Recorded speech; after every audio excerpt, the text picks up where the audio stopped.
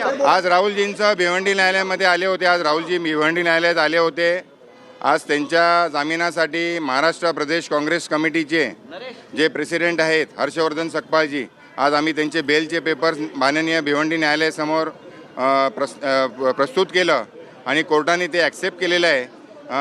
Fresh जामीन देण्याचं कारण असं की नुकतंच आपल्या सर्वांना माहिती असेल की माननीय शिवराज पाटील चाकूरकर साहेब यांचं निधन झालं आणि त्यामुळे भारतीय नागरिक सुरक्षा संहितेनुसार प्रत्येक आरोपींना नवीन फ्रेश जामीन देणं बंधनकारक आहे.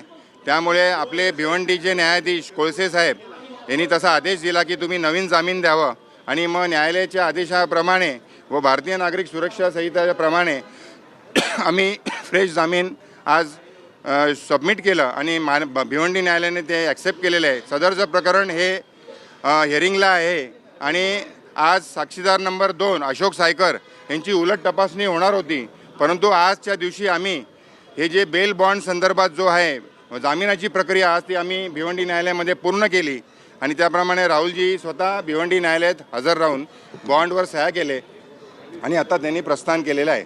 तर आम्हाला सदरचं प्रकरण जे आहे हे जलद गतीने आमच्या भिवंडी न्यायालयामध्ये सुरू आहे. सर्वोच्च न्यायालयाच्या निर्देशानुसार भिवंडी न्यायालयामध्ये हे जलद गतीने सुरू आहे. भारताच्या प्रत्येक न्यायालयामध्ये MPMLAच्या केसेस सर्वोच्च न्यायालयाने निर्देश दिलेले आहेत की लवकरात लवकर चालले पाहिजे.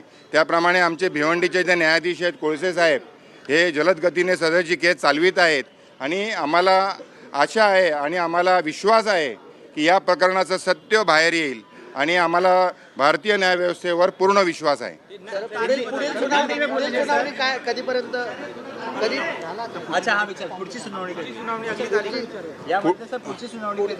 पुढची सुनावणी जी आहे ती आमची जी लीगल टीम आहे ती मार्चमध्ये आम्ही ठेवू आणि आम्ही जरा कन्सल्ट करून लीगल टीमबरोबर आम्ही मार्चमध्ये ठेवणार आहोत आणि लवकरात लवकर सदरचे प्रकरण आम्ही चालवित आहोत. भिवंडी न्यायालय देखील चालवित आहे सदरची केस आणि आम्हाला आशा आहे आणि विश्वास आहे, अटूट विश्वास आहे